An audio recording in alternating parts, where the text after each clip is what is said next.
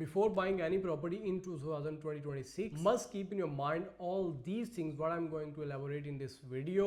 इस वीडियो में मैं बताने जा रहा हूँ, आप अगर 2026 में कोई भी प्रॉपर्टी परचेज करने जा रहे हैं तो ये पॉइंट्स जहन में रखें, इनके ऊपर कभी भी कॉम्प्रोमाइज़ ना करें, अदरवाइज़ आप अपनी प्रॉपर्टी परचेज़ तो करने जाएंगे, परचेज़ कर भी लेंगे, लेकिन बहुत भारी नुकसान आपको उठाना पड़ेगा। जब हमने किसी से पूछा कि भाई प्रॉपर्टी परचेज़ करने के टाइम पे हमें माइंड में क्या क्या चीज़ें रखनी चाहिए, तो उसने सिर्फ एक चीज़ कही थी, location location and location. Channel पे अगर नए हैं तो चैनल को सब्सक्राइब करें और वीडियो आखिर तक लाजमी देखें, because this video is for you, specially for you if you are going to buy your first home. Even आप मॉर्गेज करवाना चाह रहे हैं, इंस्टॉलमेंट पे लेना चाह रहे हैं या कैश पे लेना चाह रहे हैं, तो ये पॉइंट्स आपके लिए फिट बैठते हैं।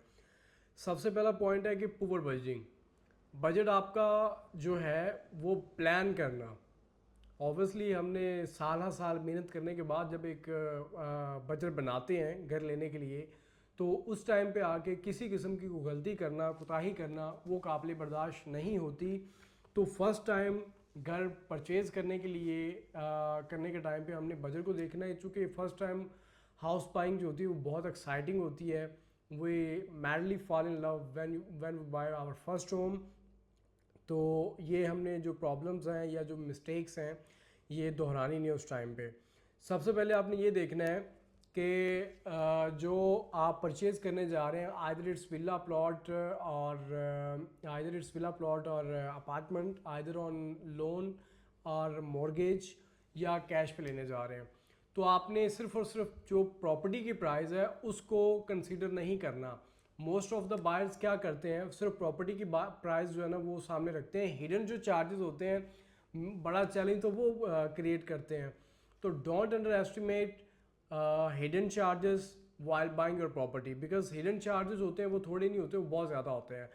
लाइक कितना परसेंटेज होते हैं, 4-5% होते हैं, बाज़ का 7-8% तक भी चले जाते हैं जब आप प्रॉपर्टी परचेज़ करते हैं, तो वो छोटी कॉस्ट नहीं होती। और इन हिडन चार्जेस में क्या क्या आता है, सबसे पहले आपकी रजिस्ट्रेशन फ़ी आती है, फिर एजेंसी फ़ी आती है जिसको कमीशन फ़ी भी कहती हैं, वो 2% होती है, वेरी करती है डेवलपर टू डेवलपर या प्रोजेक्ट टू प्रोजेक्ट या प्रॉपर्टी टू प्रॉपर्टी वेरी करती है, वो 1% भी हो सकती है, 2% भी हो सकती है। उसके बाद हमारे पास आता है मेंटेनेंस एंड फर्निशिंग फ़ी आती है। और इसका नतीजा क्या होता है, आपने ये देखा कि भाई प्रॉपर्टी की प्राइस है 1.5 मिलियन, आपने प्रॉपर्टी जो परचेज़ करने के लिए देखी वो देखी 1.4 मिलियन की, इसके अंदर आपके ट्रांसफ़र के चार्जेस आ जाएंगे, आपकी कमीशन की फ़ी आ जाएगी, लेकिन उसकी मेंटेनेंस फ़ीस और उसकी जो फर्निशिंग की फ़ीस है वो नहीं आएगी। बाज़ का लेट्स से कि आप अजमान में विला परचेज़ करने जा रहे हैं और आपने विला पसंद कर लिया 1.4 मिलियन का, 1.5 मिलियन आपका बजट है, उसके घर के अंदर आपके जो परचेज़ कर रहे हैं उसके अंदर एसी नहीं है, उसकी लैंडस्केपिंग नहीं हुई हुई, उसको आपने डेकोर करना है अकॉर्डिंग टू योर विल, और उसके अंदर आपने फर्नीचर लेके आना है। तो इन यानी कि मूव इन से पहले पहले के जो मामलात हैं उसको करते करते आपको स्टिल 150,000 दिरहम चाहिए आपको। So keep in mind before planning for your budget, please keep in your mind कि आप जो चीज़ें परचेज़ करने जा रहे हैं या जो प्रॉपर्टी लेने जा रहे हैं उसके बाद आपने जो एक्सपेंसेस करने हैं वो आपने साइड पर रखने हैं, उसके बाद आपने बजट करना है। अगर आप किसी भी सोसाइटी में जा रहे हैं, किसी भी लाइक अपार्टमेंट परचेज कर रहे हैं किसी भी टावर में, तो before buying you should have in your mind कि आपने मूव इन के लिए, मूव इन के टाइम से पहले पहले जो बाद में कॉस्ट आनी है उसके ऊपर ध्यान रखना। और स्पेशली आपने ध्यान रखना है दुबई वाली साइड पे, शादी वाली साइड पे, मसार में हो गया या दुबई की किसी भी कम्युनिटी में आप अपार्टमेंट या विला लेने जाते हैं, तो अजमान में भी वैसे तो लागू होता है। तो आपने ये चीज़ जहन में रखनी है कि इसके मेंटेनेंस चार्जेस भी होते हैं जो कि आपको ईयरली पे करने होते हैं, तो वो मंथली भी डिवाइड करें तो वो अच्छी खासी अमाउंट बनती है। But still keep in your mind कि आपने ईयरली चार्जेस क्या देने हैं जो कि in the form of maintenance fees कहलाते हैं। ये होगी बजट की मिस कैलकुलेशन। जब ये सारा कुछ होता है तो ऑब्वियसली शॉर्टफॉल आ जाता है कैश का, कि आपने बजट प्लान किया होता है 1.5 मिलियन का और उसके अंदर आपने प्लॉट या प्रॉपर्टी जो भी है वो परचेज़ कर ली, बट आफ्टर इफेक्ट्स जो आना वो आपको समझ नहीं आ रहे होते। सेकंड पॉइंट जो हमारे पास आता है वो होता है लोकेशन का।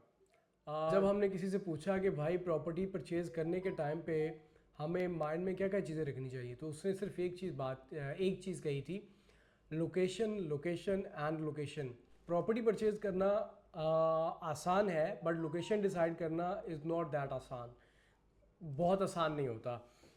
सो do not go for cheap deals, without thinking about location and long term plannings. ये मैं आपसे बात क्यों कर रहा हूँ? जब हम बात कर रहे हैं कि आपने लोकेशन अच्छी चूज़ करनी है, लोकेशन लोकेशन एंड लोकेशन, इस चीज़ को सामने रखते हुए आपको कोई चीप डील मिल रही है तो वो आपने परचेज़ नहीं करनी। लॉन्ग टर्म अगर बेनिफिट देखना है तो इसमें मैं आपको ऑप्शन देता हूँ या आपको बताता हूँ कि क्यों। जब भी हम कोई चीप डील लेने जाते हैं, ऑब्वियसली दैट इज़ सस्ती from the market, less costly है या इकोनॉमिकल है मार्केट से, लेकिन उसमें आपको क्या क्या चीज़ें डेली बेसिस पे बियर करनी पड़ रही होंगी। स्कूलिंग बिल्कुल भी नियर नहीं होगी, हॉस्पिटल नियर नहीं होगा, ये आपकी कॉस्ट जो है ना बढ़ा देंगी चीज़ें। या कह लें कि आप बड़ा कोई शॉपिंग मॉल जो है वो नहीं है, ग्रोसरी मॉल जो है वो नियर बाय नहीं है, तो उससे क्या होगा, आपकी जो प्राइसेस है वो बढ़ जाएंगी, इन टर्म्स ऑफ फ्यूल्स बढ़ जाएंगी आपकी। लाइक जहाँ पे आप काम करते हैं यूएई में स्पेशली ये चीज़ें देखी जाती हैं। अगर आपने कोई सस्ती प्रॉपर्टी लेनी है, सस्ती कह लें या इकोनॉमिकल कह लें, वो लेनी है तो आप लाइक थोड़ा सा दूर रह के भी ले सकते हैं। Like you are working in there in Dubai and living over there in Sharjah और अजमान, वो मैटर नहीं करता। बट रोज़मर्रा की चीज़ें बहुत मैटर करती हैं। आपकी लाइक स्कूलिंग, अगर लेट्स से कि आपके बच्चे की स्कूल की फ़ीस पर मंथ 2500 है, तो 1000 दिरहम या 800 दिरहम आप उसकी जो है ना वो आने जाने पे उसकी लाइक मोबिलिटी पे लगा रहे हैं, तो ट्रांसपोर्ट पे लगा रहे हैं, तो ये भी एक अच्छी खासी कॉस्ट है। उसके बाद जो है ना वो ये चीज़ें एक तो आप भूल जाते हैं। उसके बाद फिर इस तरह की प्रॉपर्टीज़ की रीसेल जो होती है ना वो पुअर होती है लोकेशन के बाद। और उसके बाद जो उसकी रेंटल इनकम होती है वो भी लाइक कम होती है। और जो हमने लॉन्ग टर्म में लेके चलना हो तो इन चीज़ों को आपने इंतहाई ख्याल करना है इन चीज़ों। Let's come to the third point. तीसरा पॉइंट ये है कि आपने क्या करना है, जब भी प्रॉपर्टी बाय करनी है ऑफ प्लान के अंदर, तो डेवलपर की क्रेडिबिलिटी को जो है ना वो ज़रूर देखना है।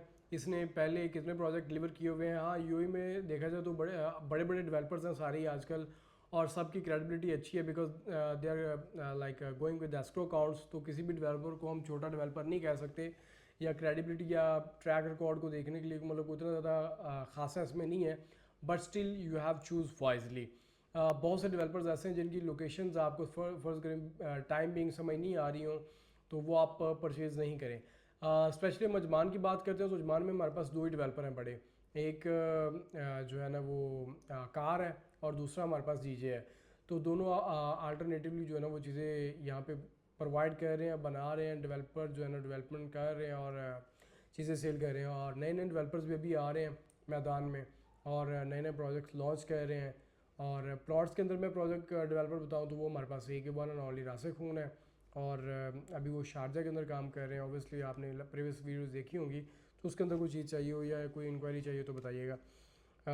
ऑफ प्लान प्लॉट्स हैं ये, लाइक 3 इयर्स के पेमेंट प्लान के साथ। ये चीज़ें आपने ज़रूर देखनी जब भी कोई डेवलपर डिसाइड करना है, तो उसकी क्रेडिबिलिटी देखनी है। हैंड ओवर में डिले करता है नहीं करता, कितना डिले करता है, क्वालिटी इश्यूज़ जो है ना ये भी बड़ा मैटर करते हैं अगर डेवलपर अच्छा नहीं होता तो। और डेवलपर की क्रेडिबिलिटी ट्रैक रिकॉर्ड आपने देख ही लेना है।